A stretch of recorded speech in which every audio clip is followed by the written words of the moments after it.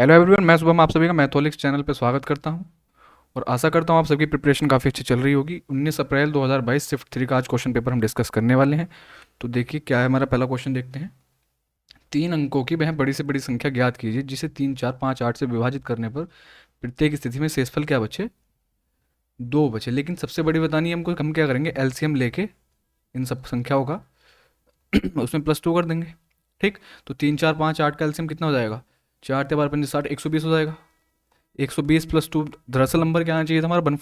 122 आना चाहिए था, लेकिन हमको 3 अंकों की बड़ी से बड़ी संख्या बतानी है तो एक कॉफिशेंट के लिए लगा लीजिए। इसका मतलब 120 का कोई भी मल्टीपल ले लो और उसमें +2 हम कर देंगे। मल्टीपल भी कौन सा लेना है? मैक्सिमम कि 3 अंकों की बड़ी से बड़ी संख्या दे। तो के की वैल्यू यानी कि 120, 12×7 = 84, 12×8 होते हैं 96। तो के बराबर मैं 8 ले लूँ तो कितना बनेगा? ये 12×8 = 96, 960 +2 बराबर कितना हो जाएगा? 962। तो इस क्वेश्चन का हमारा आंसर क्या हो जाएगा? 962 हो जाएगा। बाकी आप देखिए 5 से चेक करोगे तो ये ऑप्शन कैंसिल हो जाएगा, है ना, क्योंकि लास्ट में 5 और 0 बचने चाहिए, +2 भी करेंगे तो क्या आना चाहिए? 7 या 2 आना चाहिए लास्ट में। ठीक, तो ये ऑप्शन गलत हो जाएगा हमारा। बाकी आप 3 की डिविजिबिलिटी से चेक कर सकते हैं, ऐसा कोई बड़ा क्वेश्चन ये था नहीं। दूसरा क्वेश्चन देखिए, एक फल विक्रेता अपने ग्राहक को अपने पास मौजूद कुल संतरों में से 45% और एक संतरा बेचता है। एक फ्रूट सेलर है, 45% संतरे दे दिए उसने और प्लस एक संतरा और दे रहा है ऊपर से। ठीक, फिर उसके पास जो शेष बच जाते हैं उसमें से 20% दूसरे कस्टमर को दे देता है और प्लस 2 संतरे और देता है ऊपर से। बड़ा अच्छा क्वेश्चन है। फिर वह अब बचे हुए संतरों का 90% संतरे तीसरे ग्राहक को दे देता है। तो उसके पास अभी भी 5 संतरे बचे हुए हैं। तो फल विक्रेता के पास आरंभ में कितने संतरे थे, ये हमको बताना है। अच्छा क्वेश्चन है, देखिए और समझिए इसको अच्छे से कि इसमें हम क्या करेंगे। इसको आप एक तो बेसिक से करोगे, बेसिक से करोगे तो काफ़ी लेंथी क्वेश्चन हो जाएगा ये, कोई फ़ायदा नहीं है। ठीक, टाइम इतना हमारे पास होता नहीं, तो हम इसको रिवर्स अप्रोच यानी कि क्वेश्चन को पीछे से सॉल्व करना को स्टार्ट करेंगे। जैसे कि 5 संतरे उसके पास बचे हैं लास्ट में, कब? जब 90% संतरे उसने दे दिए किसको? जो तीसरा कस्टमर था उसको। तो मुझे एक बात बताइए, 90% चले गए, 10% अभी भी बच रहे होंगे उसके पास, और इन 10% की वैल्यू क्या दे रखी है इसने? 5। इसका मतलब 100% की वैल्यू कितनी हो जाएगी? 50 हो जाएगी। यहाँ से हम क्या कह सकते हैं कि जो तीसरे वाले को इसने संतरे बेचे हैं ना, तीसरे ग्राहक को, अगर वो उसको देने से पहले उसके पास संतरे कितने थे? 50 संतरे थे उसके पास। ठीक है, तो जब तक तीसरे वाले को उसने नहीं दिए थे तो उसके पास 50 अभी भी रिमेनिंग बचे हुए थे। अब दूसरे वाले की बात करें हम, दूसरे वाले को इसने 2 संतरे दिए हैं और जो रिमेनिंग था उसका 20% दिया है। अगर ये 2 संतरे इसको ना देता तो जहाँ 50 हमारे पास बच रहे थे तीसरे वाले ग्राहक को देने से पहले, यहाँ पे क्या हमारे पास कितने बचते? 52 बचते। कितने बचते? 52 बचते रिमेनिंग। लेकिन 20% जा चुके हैं, इसका मतलब 80% की वैल्यू, 80% तो उसके पास ही होंगे ना। 80% की वैल्यू 52, तो 100% की वैल्यू कितनी हो जाएगी अब? 52 × 100/80। 0 से 0 कैंसिल आउट, 4 से इसको काटोगे तो आप कितना 2 बार जाएगा, और ये कितना 13 बार चला जाएगा। इसको काटोगे तो कितना हो जाएगा? 2×5 = 10, यानी कि 65 उसके पास कब होंगे? जब दूसरे वाले को उसने संतरे दिए ना, उससे पहले उसके पास कितने थे? रिमेनिंग 65 थे। ठीक, अब जब पहले वाले को उसने दिए तो उससे पहले उस आरंभ में उसके पास कितने थे वो हमको बताने हैं। एक बात बताइए, पहले वाले को जब इसने दिए हैं, एक संतरा फालतू भी दिया है, एक संतरा फालतू ना देता तो कितने हो जाते इसके पास? 66 बच रहे होते। लेकिन 45% जाने के बाद 66 बचते। तो इसका मतलब हम क्या कह सकते हैं कि 45% चले गए तो 55% की वैल्यू कितनी है? 66 है। तो 100% की वैल्यू कितनी हो जाएगी? 66 × 100/55। इतना लिखने में आपको दिख रहा होगा कि हाँ पता नहीं क्या क्या लिख दिया है। 5×55 और 5 से इसको काटोगे 20 बार, तो 6×2 = 12। अच्छे से अगर समझ आ गया तो मुश्किल से 20 सेकंड का क्वेश्चन है, मुश्किल से। बहुत थोड़ी सी कैलकुलेशन है, हमने एक्स वाई कुछ नहीं माना इसके अंदर, और हमारा आंसर कितना आ गया? 120। इसका मतलब इनिशियली उसके पास कितने थे? 120 ऑरेंजेस थे। ओके, फिर से समझिए क्वेश्चन को एक बार।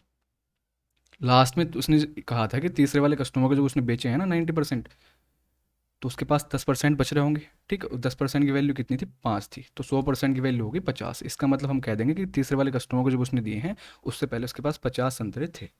लेकिन ऐसे ही हम दूसरे वाले की बात करें, दूसरे वाले को इसने 2 ऊपर से रख के दिए हैं, 20% तो दिए रिमेनिंग के, लेकिन 2 और दिए हैं उसके बाद। ठीक, तो कितना हो जाएगा वो? 50 + 2 52 हो जाएंगे। ठीक है, 50 + 2 52 हो जाएंगे। इसका मतलब 20% उसके पास से चले गए तो 52 किसकी वैल्यू होगी? 80% की वैल्यू होगी। उसके पास जो 20% जाने के बाद बच रहे थे ना 80%, उसकी वैल्यू 52 होगी। तो 100% की वैल्यू कितनी होगी? 65। 5 होगी। इसका मतलब हम यहाँ से ये कह सकते हैं कि दूसरे वाले को देने से पहले उसके पास 65 संतरे थे। ठीक, और 65 संतरे उसके पास थे, उससे पहले इसने क्या किया है, जब पहले वाले को दिए हैं तो एक और एक्स्ट्रा दिया है, अगर एक एक्स्ट्रा ना देता तो इसके पास कितने होते, 66 बचते। ठीक, 45% पहले वाले को इसने दे दी तो 55% बच रहे हैं, 55% की वैल्यू 66, तो 100% की वैल्यू कितनी हो जाएगी, 120। और यही तो इसने क्वेश्चन में हमसे पूछा था कि इनिशियली कितने थे उसके पास। बाकी आप इसको दूसरी अप्रोच से करना चाहोगे ना, तो एक्स मान के 100 मान के, तो भी क्वेश्चन आपका काफ़ी लेंथी हो जाएगा, कोई फ़ायदा नहीं है। आई होप आपको क्वेश्चन ये समझ आ गया होगा, मैंने अच्छे से आपको 2 बार समझा भी दिया। तो नेक्स्ट क्वेश्चन देखिए क्या है कि 9 मीटर ऊंचे खंबे की छाया 3√3 मीटर लंबी होने पर सूर्य का उन्नयन कोण क्या है। कितना आसान क्वेश्चन है ये, बिल्कुल। ये 9 मीटर ऊंचा कोई खंबा है, इसकी छाया कहाँ आ रही है, ये आ रही है 3√3। ये एंगल पूछ रहा है कितना है, टेन थीटा लगा दो, तो 9/3√3, 3 से 3 बार जाएगा, कितना बचेगा, √3। तो टेन में किसकी वैल्यू √3 होती है, 60 की। तो टेन 60 की वैल्यू √3 होती है, इसका मतलब थीटा की वैल्यू कितनी हो गई, 60 डिग्री होगी। Option number D. Next question देखिए, 20 आदमी एक काम को 30 दिनों में समाप्त कर सकते हैं। उन्होंने काम करना शुरू किया, लेकिन 4 आदमी ने 10 दिनों के बाद काम छोड़ दिया, तो कार्य कितने दिनों में पूरा होगा। मुझसे एक बात बताइए, 4 आदमी ने 10 दिन बाद काम छोड़ दिया है, 4 आदमी ने, तो 10 दिन तक तो उन सबने साथ काम किया है, इसका मतलब 20 आदमी 30 दिन में उस काम को कर रहे थे।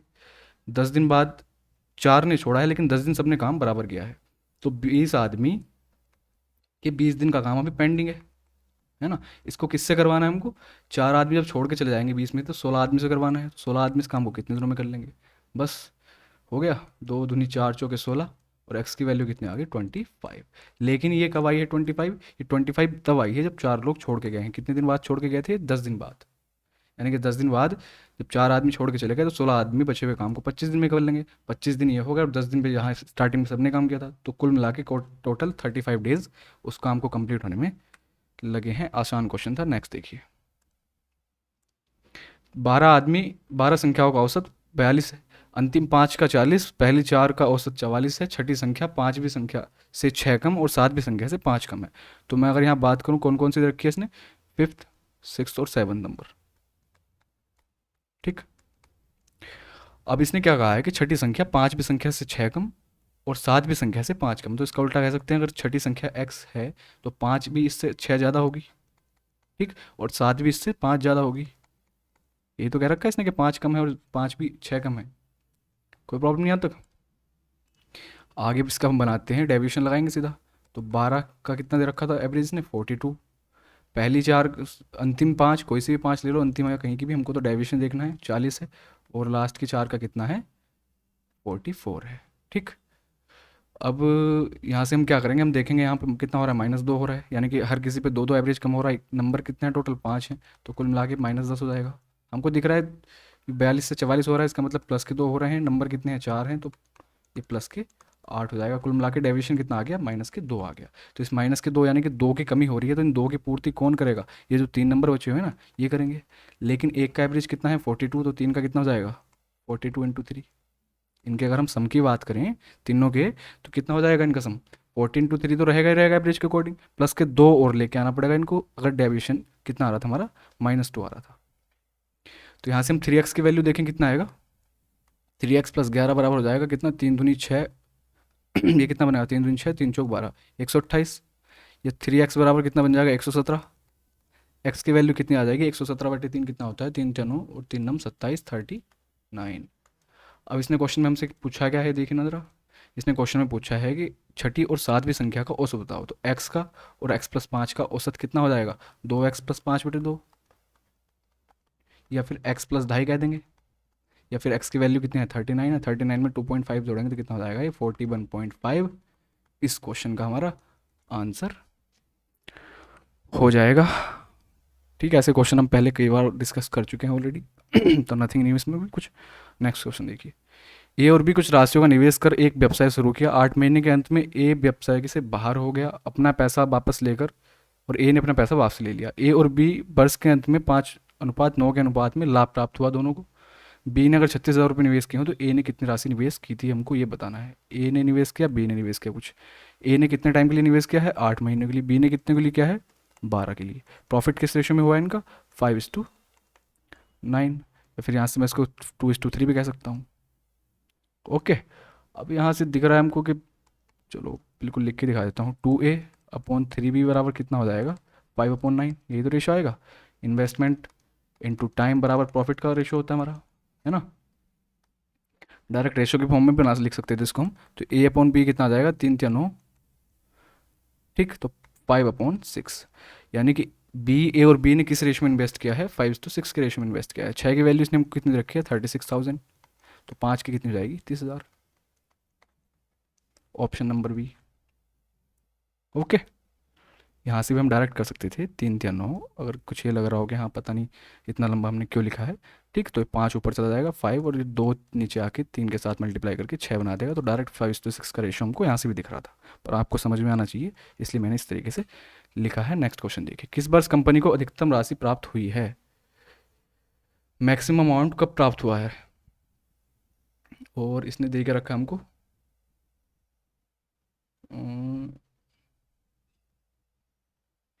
रेसिप और एक्सपेंडिचर। अच्छा, मैक्सिमम गेन होगा ये अमाउंट क्या, हाँ वही, मतलब कितना उसके पास बच रहा है लास्ट में। तो हमको किस किस का देखना है 16, 17, 18 और 20 का, तो 19 को तो छोड़ ही देना है। यहाँ पे 54 रेसिप्ट थी उसकी, और एक्सपेंडिचर कितना खर्च कितना था 51 था। तो लाभ यहाँ पे कितना हो गया 3 रुपये का हो गया। यहाँ पे 4 का है, यहाँ पे 5 का है, और 2020 में कितना है, यहाँ पे 3 और 3 6 का है, ठीक है। तो 2020 ही आ जाएगा आंसर। क्या क्वेश्चन में क्या रखा था इसने कि निम्न बार ग्राफ 5 वर्षों में एक व्यवसाय फर्म के आय और व्यय को दर्शाता है। अच्छा, आय और व्यय हो गया, ठीक है। तो मैक्सिमम राशि कब प्राप्त हुई है उसको, तो 2020 में उसको मैक्सिमम राशि प्राप्त हुई है, यानी कि 6 लाख रुपए उसको 2020 में मिले हैं। तो आंसर क्या हो जाएगा 2020 इसका आंसर हो जाएगा। केंद्र ओ वाले वृत्त की जीवा ए बी सी लघु त्रिज्याखंड में इंग्लिश में पढ़ते हैं। A B is the chord of a circle with centre O. एक सेंटर ड्रॉ कर लेते हैं, एक कोड बना लेते हैं ए बी, ये ए ये बी, ठीक है। इसका वो क्या सेंटर क्या कह रखा है इसने, ओ कह रखा है। ये कह रहा है कि C is a point on the circumference of the circle in the minus sector. Minus sector कौन सा है, नीचे वाला हमारा। तो इस पे एक पॉइंट क्या है, एक पॉइंट सी है, ठीक है। ये माइनस सेक्टर हो गया लघु चाप। तो ये एक पॉइंट सी हो गया इस पे। ये कह रहा है अगर ए बी ओ मिला देते हैं इनको, ए बी ओ कितना है 40 डिग्री है। तो what is the measure of A C B का मेजर हमको बताना है। क्वेश्चन हो ही गया बस, क्या बचा इसमें, कुछ नहीं। एक बात बताइए, ये भी रेडियस ये भी रेडियस, ठीक। दोनों रेडियस हैं तो ये भी 40 हो जाएगा। ये 40 तो बचा हुआ कितना है 100 हो जाएगा, ठीक। ये 100 तो हमको पता है, सामने वाला एंगल कितना हो जाएगा 180 माइनस 100/2, जो कि कितना बनेगा 180 में से 30 जाके, सॉरी 50 जाके 130 डिग्री। इसका मतलब 130 इस क्वेश्चन का आंसर हो जाएगा। ऐसे कुछ समझ ना आ रहा हो तो ये देख लीजिए, जो काम हमने डायरेक्ट किया है उसको डायरेक्ट क्यों किया है, ये देख लीजिए। ये 100 है तो यहाँ पे आधा एंगल बनेगा सरकमफेरेंस पे, यानी कि 50 बनेगा। साइक्लिक क्वाड्रिलेटरल कौन सा हो गया, इसका नाम अगर मैं एम दे दूँ तो AMBC एक क्या हो गया साइक्लिक क्वाड्रिलेटरल हो गया। ये 50 है तो सामने वाला एंगल कितना हो जाएगा 180 माइनस 50, यानी कि 130, क्योंकि आमने सामने के एंगल कितने बनाते हैं 180 होते हैं दोनों का सम। एक वस्तु के अंकित मूल्य पर 20% और 25% की दो क्रमागत छूट 250 की एकल छूट के बराबर है यदि वस्तु का अंकित मूल्य क्रय मूल्य से 25% अधिक है, ठीक है। तो क्रय मूल्य बताओ कितना होगा। तो 20% 25% से सिंगल डिस्काउंट अगर हम निकाल दें, अगर हम कह दें MRP कितना है, MRP को हम कह दें कि 100 है, तो 100 पे पहले 20% की छूट तो 80, 80 पे 25% की छूट, तो इसका मतलब 25 अट्ठे 200 होते हैं, 20 की और छूट मिल जाएगी, कितना बचेगा 60। तो कुल मिला के कितना डिस्काउंट मिल गया 40% का। इस 40% की वैल्यू इसने हमको कितनी रखी है 250 दे रखी है, ओके। और ये कह रहा है कि अंकित मूल्य का, सॉरी क्रय मूल्य से 25% अधिक कौन है, अंकित मूल्य है। तो यहाँ पे अगर मैं CP और MP का रेशियो देखूँ तो कितना है 4:5। 5 की वैल्यू अगर हमने 100 मान रखी है तो CP की कितनी हो जाएगी 80, ठीक। और 40% की वैल्यू 250 आ गई, तो 80% यानी कि CP की वैल्यू कितनी हो जाएगी, 2 गुना कर दो उसका 500 आ जाएगी। Option number A. क्लियर, कोई प्रॉब्लम नहीं क्वेश्चन में, आगे चलते हैं। How many students have got इधर ग्रेड डी और ग्रेड ई। ग्रेड डी और ग्रेड ई पाने वाले 11% और 8% यानी कि 19% है। तो 1800 का 19% जब हम निकाल लेंगे कितना आएगा, 2 जीरो से 2 जीरो कैंसिल। यहाँ 18 18 324 होते हैं, 324 में हम कितना 18 और जोड़ देंगे तो कितना हो जाएगा 342। Option number D. Next question देखिए, एक दुकानदार ने 60 पेंसिल ₹5 में 4 की दर से तथा अन्य 60 पेंसिल ₹3 में 2 की दर से खरीदी है। उसने इन सभी पेंसिलों को मिलाकर बेच दिया है ₹4 में 3 के हिसाब से। तो उसका लाभ प्रतिशत या हानि प्रतिशत बताओ। देखिए, मैंने प्रॉफिट लॉस वाला जब अपना ये पढ़ाया था चैप्टर, तो आप जाके वीडियो देख भी सकते हैं। उसमें बड़े बेहतरीन तरीके से मैंने क्वेश्चन आपको करवाए थे, शॉर्ट ट्रिक भी बताई थी इनकी, सब कुछ हमको पता है। यहाँ परसेंटेज बताना है तो इन 60 का तो कोई मतलब ही नहीं है, हम सीधा सीधा लिखते हैं। हमको बस ये पता है कि जितनी पेंसिल पहले खरीदी थी उसने, उतनी ही बाद में खरीदी है। तो ₹5 में कितनी पेंसिल लेके आ रहा था? 4। दूसरे की बात करेंगे तो वो ₹3 में 2 पेंसिल लेके आ रहा है, तो हम कह देंगे ₹6 में 4 पेंसिल ला रहा होगा। मैं पेंसिल बराबर करनी थी ना, तो कुल मिला के अगर उसकी मैं बात करूँ तो ₹11 में कितनी पेंसिल खरीद के ले आया? 8 पेंसिल खरीद के ले आया। ये उसका कॉस्ट प्राइस मान लिया, जो खरीद के लेके आया है उसकी लागत मूल्य है इतना ही, ₹11 में 8 पेंसिल। बेच किसके हिसाब से रहा है? ₹4 में 3 के हिसाब से बेच रहा है। बस इसके बाद मैंने आपको क्या बताया था कि आप सीधा सीधा कुछ मत करो, इक्वेट करने के चक्कर में पड़ो ही मत। डायरेक्ट क्या कर दो? क्रॉस मल्टीप्लाई कर दो। तो क्या रेशो बनेगा इनका? 11/33:8 = 32। यहाँ से हम डायरेक्ट कह देंगे कि ₹33 की चीज़ उसकी 32 में बिकी है। तो इसका मतलब ₹1 का लॉस हो गया। कितने पे? 33 पे इंटू 100, जिसको हम क्या लिख सकते हैं? 33/1/33% का loss. Option number B is the correct answer. Okay, clear हो गया? अगर समझ ना आया हो ज़्यादा, आ गया होगा वैसे तो, जहाँ तक उम्मीद है मुझे। अगर ना आया हो तो जाके आप प्रॉफिट लॉस वाली वीडियो देख सकते हैं। ऐसा क्वेश्चन आपको CHSL में भी देखने को मिलेगा पक्का 100%, एक किसी न किसी शिफ्ट में। तो ज़रूर ध्यान से इसको देख लीजिए।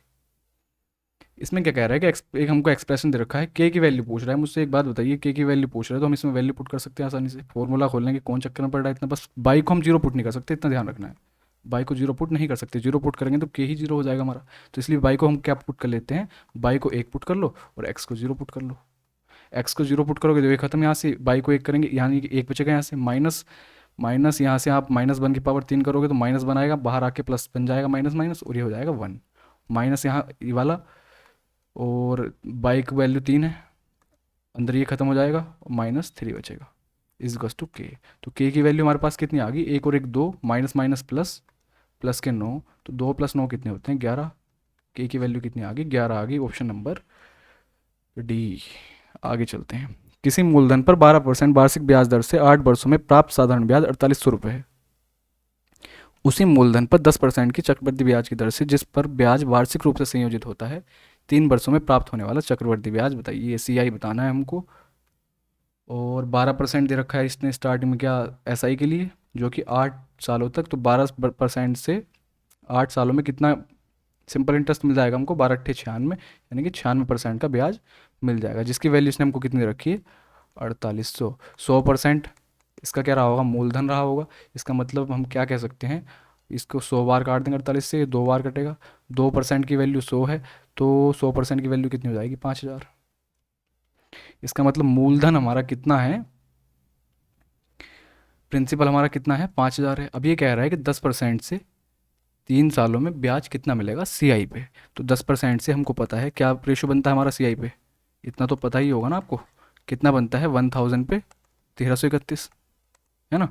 अगर 1000 की वैल्यू 5000 है, यानी कि 5 गुना का रखा है, तो इनका ब्याज कितना है? 331 का है। तो 331 की वैल्यू कितनी हो जाएगी? 5 ही गुना कर दो। जब मूलधन हमारा 5 गुना कर रखा है, तो ब्याज भी कितना कर दोगे आप? 5 गुना कर दोगे और हमारा आंसर आ जाएगा। 5 एकम 5, 5 या 15, 5 या 15 और 1 16, 1655, यानी कि ऑप्शन नंबर बी इस क्वेश्चन का क्या हो जाएगा? करेक्ट आंसर हो जाएगा। नेक्स्ट क्वेश्चन देखिए। A+B+C = 11 दे रखा है। ABBCCA का सम इतना दे रखा है और इसकी वैल्यू हमसे पूछ रहा है। फॉर्मूला लगा दो, लेकिन कोई फ़ायदा नहीं है। हम क्या करते हैं, 11 का मल्टीपल भी चेक कर सकते हैं, हमको पता है। पर कोई बात नहीं, आप एक काम कीजिए। देखिए, सी को हम क्या कर देते हैं? 0 कर देते हैं, क्योंकि 3 कॉफिशिएंट, सॉरी 3 वेरिएबल हैं, 2 इक्वेशन है। तो 0 करते ही ये दोनों 0, ये खत्म। हमको पता है AB बराबर कितना बचा? 28। अगर इसमें इसको ब्रेक करूँ 7 × 4 में, तो हम क्या कह सकते हैं कि A+B कितना बनेगा? 11 ही बनेगा। इसकी मतलब वैल्यू हमने ठीक पुट कर ली A के साथ, और B की वैल्यू कितनी होगी? 4 होगी।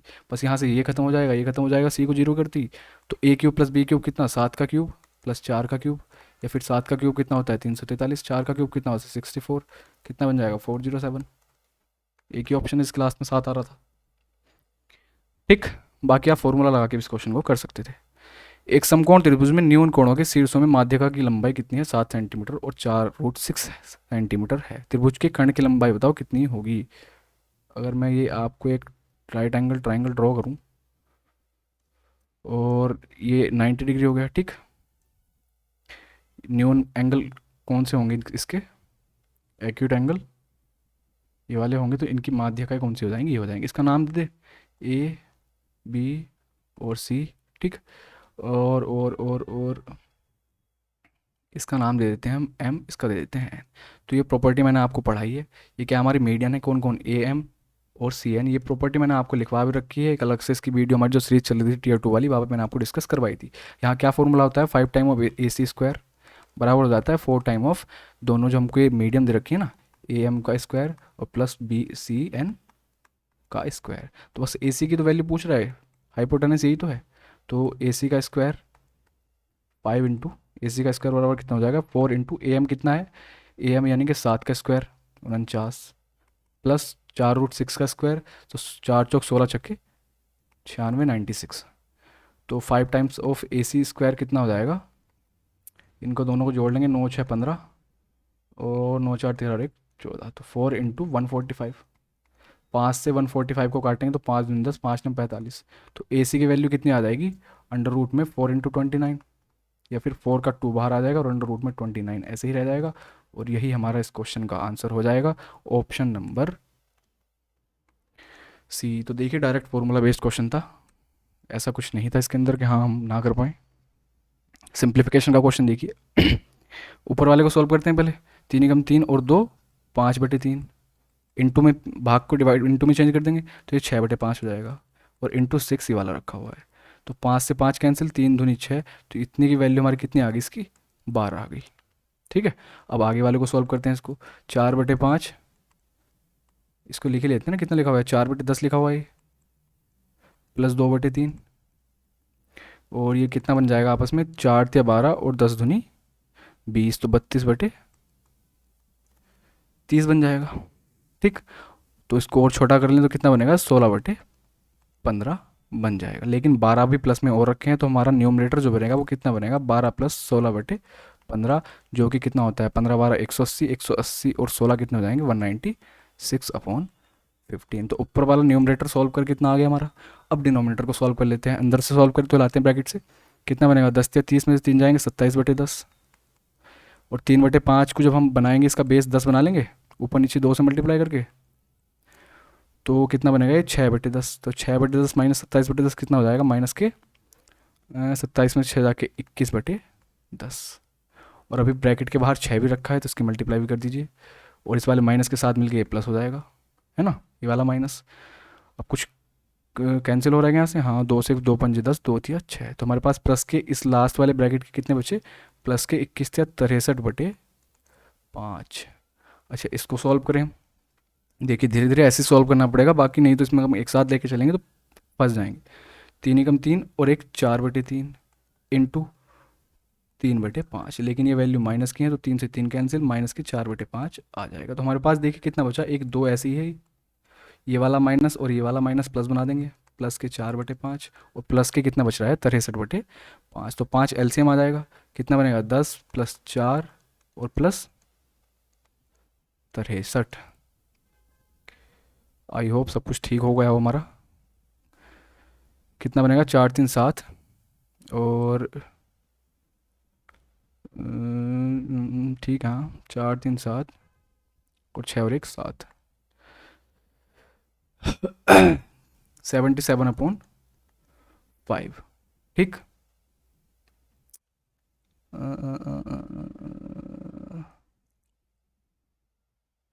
कहीं पे कुछ मिस्टेक तो नहीं हुई हमारी? ये ठीक है, हाँ। ये यहाँ से माइनस का बनेगा, इंटू 6, तो माइनस माइनस प्लस बना देंगे। और इतनी सावधानी बरतने के बाद भी कहीं पे कुछ प्रॉब्लम प्रॉब्लम तो नहीं होगी। 63, ठीक है, हाँ। यहाँ से कितना बन रहा था हमारा? 4/5 ही बन रहा था ये। माइनस के माइनस माइनस प्लस बना देंगे, ठीक है। 77/5, 5 या 15, ये तो कैंसिल नहीं हो रहा है, ऑप्शन में कोई सा नहीं मिलेगा। कहाँ पे मिस्टेक हुई है फिर? तीन एकम तीन और एक 4/3 इंटू 3/5 करेंगे तो माइनस आएगा बाहर। ठीक है, तो माइनस के कितने बचेंगे हमारे पास 4/5, तो माइनस के 4/5 और प्लस के 63/5 कितना बनेगा हमारा 59/5 बन जाएगा, है ना। 59/5 प्लस का बनेगा, लेकिन ये अच्छा ये माइनस जो है अंदर जाके मल्टीप्लाई जब करेगा तो ये माइनस जो है इसको, सॉरी प्लस को माइनस कर देगा। यहाँ देखिए थोड़ी सी मिस्टेक हो रही थी, बड़े वाले ब्रैकेट का हमने ध्यान नहीं दिया कि ब्रैकेट के बाहर माइनस लगा हुआ है, तो इस वाले को तो प्लस कर देगा, लेकिन प्लस जो था 63/5 इसको माइनस कर देगा। थोड़ा सा देखिए होगी कैलकुलेशन में मिस्टेक। तो 63 में से हम 14 निकालेंगे, कितना आ जाएगा हमारा 63 में से 14 जाके हमारे पास बचेंगे ये 13 में से जाएंगे तो 9 बचेंगे, 49 हो जाएंगे। ठीक, तो हमारे पास दरअसल डिनोमिनेटर कितना आ गया 49/5 आ गया, वो भी कैसा माइनस का, क्योंकि माइनस के 63 है। 5 से कितनी बार कटेगा 15, 3 बार, 49 से कट रहा है क्या 7, हाँ 49 से 4 बार ये कट रहा है, कितना आ गया -के 4/3। इस क्वेश्चन का आंसर आ गया। देखिए इनमें प्रॉब्लम कहीं ना कहीं हो जाती है, एक भी प्लस माइनस इधर उधर हो गया तो क्वेश्चन में प्रॉब्लम हो ही जाती है। बाकी कुछ नहीं, बस बोर्ड मास का इस्तेमाल करना था, थोड़ी सी मिस्टेक हो जाती है कभी कभी। नेक्स्ट क्वेश्चन देखिए, कोट स्क्वायर ए प्लस साइन स्क्वायर ए बराबर 2 है, तो ए की वैल्यू बताओ, हमको पता है दोनों 1 1 बनेंगे, और 1 1 कहाँ बन सकते हैं 45 पे। नेक्स्ट क्वेश्चन देखिए, के का मान ज्ञात कीजिए जिससे इतने को 6 से विभाज्य हो। तो के की वैल्यू बतानी है, तो के की वैल्यू लास्ट में देखिए 6 से डिवाइड का मतलब 2 और 3 का मल्टीपल, 2 का मल्टीपल बनाने के लिए लास्ट में क्या है के की वैल्यू कैसी होनी चाहिए इवन होनी चाहिए, और तो हो ही नहीं सकती, तो 1 और 7 तो ऐसे ही कैंसिल हो गए। ठीक, हमारे पास कितना बच रहा है अंदर 5 3 8 2 10 और 6 16, तो 16 प्लस 2 के बचा हुआ है। अब मुझे एक बात बताइए के की क्या वैल्यू पुट करूँ कि वो 3 से डिवाइड हो जाए, तो के की मैं अगर 2 वैल्यू पुट कर दूँ तो कितना बनेगा 2 दूनी 4, 16 4 20 हो जाएगी, लेकिन के की वैल्यू मैं 4 पुट कर दूँ तो कितना बनेगा 4 दूनी 8, 16 प्लस 8 कितने होते हैं 24, और 24 3 से हमारा कटता है, तो इसका मतलब के की वैल्यू क्या हो जाएगी 4 हो जाएगी। 3 की डिविजिबिलिटी हम इसमें हमने लगा दी है। 2 से हमने चेक किया कि इसका यूनिट डिजिट क्या आएगा। ठीक, तो 4 और 2 में से कोई सा एक हो सकता था, लेकिन जब हमने 3 की डिविजिबिलिटी चेक की तो के की वैल्यू 4 पे ये सेटिस्फाई कर रहा है और किसी पे नहीं करेगा। नेक्स्ट क्वेश्चन देखिए, 6 सेंटीमीटर व्यास कि एक ठोस तांबे के गोले को पिघलाकर निर्मित 0.1 mm त्रिज्या वाली तार की लंबाई कितनी होगी, सेंटीमीटर में बतानी है। ठीक है, तो व्यास 6 सेंटीमीटर है, तो रेडियस कितनी हो जाएगी 3 सेंटीमीटर। गोला है तो 4/3 पाई आर क्यूब, आर कितना है 3 × 3 × 3, और दोनों के वॉल्यूम होंगे बराबर आपस में, तो ये कितना हो जाएगा pi R square pi into 0.1 mm into 0.1 mm।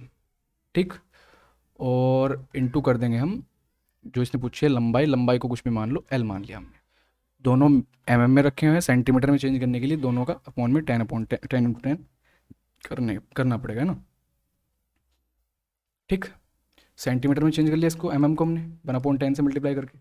अब पाई से पाई कैंसिल 3 से 3 कैंसिल, और 4 या 12 या 36, तो 36 तो आएगा ही आएगा, लेकिन यहाँ से हम 2 डेसिमल हटाएंगे तो 2 जीरो और लगेंगे, इसका मतलब 36 के आगे कितने 4 जीरो और आ जाएंगे, जो कि एक ही ऑप्शन दे रखा है हमको, ऑप्शन नंबर बी। आगे चलते हैं, अखिल अपने 12 किलोमीटर की दूरी को 16 किलोमीटर प्रति घंटे की चाल से और अगले 6 किलोमीटर की दूरी को 20 किलोमीटर प्रति घंटे की चाल से तय करता है तो उसकी औसत चाल बताओ, एवरेज स्पीड बताओ। एवरेज स्पीड बराबर क्या हो जाएगा टोटल डिस्टेंस कितनी है 12 और 6 18 अपॉन टोटल टाइम। 12 किलोमीटर को जब वो 16 की स्पीड से चला है तो कितना टाइम लग रहा है 4 या 12 4 चौक 16 यानी कि 3/4 घंटे।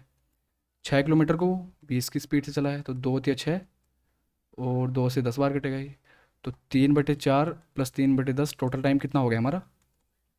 टाइम की अगर हम बात करें तो 20 ले लो, 4 पंजे 20 5 या 15 प्लस हाँ ठीक है प्लस 6 तो कितना हो जाएगा 21/20 टोटल टाइम आ गया। टोटल डिस्टेंस कितनी है 18 है, टोटल टाइम कितना लग रहा है 21/20।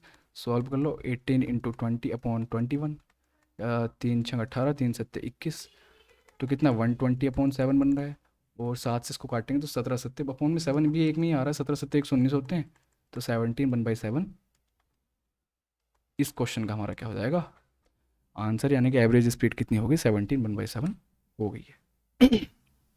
नेक्स्ट क्वेश्चन देखिए, what is the ratio of the number of people visiting mall A on Thursday Saturday and Sunday together to the number of people visiting mall B on these days.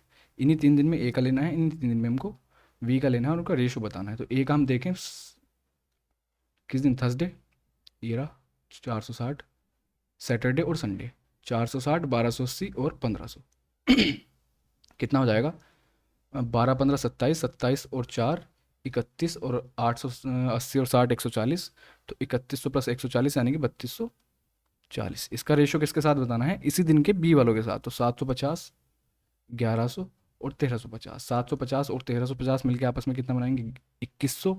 2100 में 1100 जोड़ेंगे तो कितना हो जाएगा, 3200। एक zero से एक जीरो कैंसिल, और इसको हम काटे किससे, 4 से डिवाइड करें तो 4 अट्ठे 32, 4 एकम 4 और 4 अट्ठे 32, तो 81:80 का रेशो हो गया। ऑप्शन नंबर बी इस क्वेश्चन का करेक्ट आंसर हो जाएगा।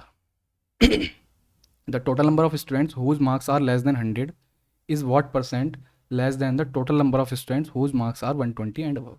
तो 100 से कम वाले बच्चे कितने हैं, हमको ये देखना है, उनका एवरेज ही बताना है कितना, सॉरी उनका परसेंटेज कितना कम है जो 120 है उससे ज़्यादा वाले हैं। तो 100 से कम वाले अगर हम देखें तो कौन कौन है, 45, 32, 18 और 10। ये दोनों 50 बना लेंगे, 50 और 10 60 और 45 कितने हो जाएंगे, 105। ठीक है, 120 या उससे अधिक प्राप्त करने वाले कितने हैं, 120 से अधिक वाले इसमें 75, 55, 40 और 15। 75 और 15 कितना हो जाएगा, 90, 90 और 40 हो जाएगा 130, 130 और 55 कितना हो जाएगा, 185। तो 185 से कितना कम है ये, 80 कम है। कितने से, 185 से। परसेंटेज पूछ रहा है तो 100 लगा दो। ठीक है, अब यहाँ से मुझे एक बात बताइए आप आप देखोगे 185 का, अगर मैं इसको 180 भी कहूँ, 180 भी कहूँ, 185 भी ना लेके, तो इसका भी 50% 90 बैठेगा, लेकिन हमें तो 80 तक ही जाना है। 80 तक जाना है, इसका मतलब आंसर हमारा 50% से कम होने वाला है। तो 50% से इतना ज़्यादा भी कम नहीं होगा कि हम 30 के आसपास पहुँचे। तो एक ही ऑप्शन बचता है 43.2। बाकी आप चेक करना चाहें तो 18 चौके कितने होते हैं, 72 होते हैं। 180 अगर मैं 40% भी लूँगा ना, वो भी कितना बैठेगा, 72 बैठेगा। लेकिन हमको 80 पे जाना है, इसका मतलब 40 और 50 के बीच में हमारा आंसर रहने वाला है। तो 43.2 इस क्वेश्चन का आंसर हो जाएगा। बाकी आप कैलकुलेशन करना चाहें तो कर सकते हैं। नेक्स्ट क्वेश्चन देखिए, एक त्रिभुज एबीसी में कोण बीएसी का समद्विभाजक बीसी से बिंदु डी पर इस प्रकार मिलता है कि डीसी बराबर 2BD है, AC minus A B 5 centimetre. तो एबी की लंबाई बताओ कितनी होगी। एक ट्राइंगल ड्रॉ करते हैं,